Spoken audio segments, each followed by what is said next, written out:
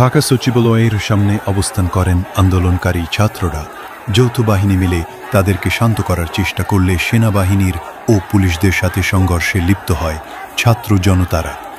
কিছু ছাত্র জনতা আবার সেনাবাহিনী ও পুলিশদের উপর পানির বোতল সহ লাঠি ছুঁড়ে মারে।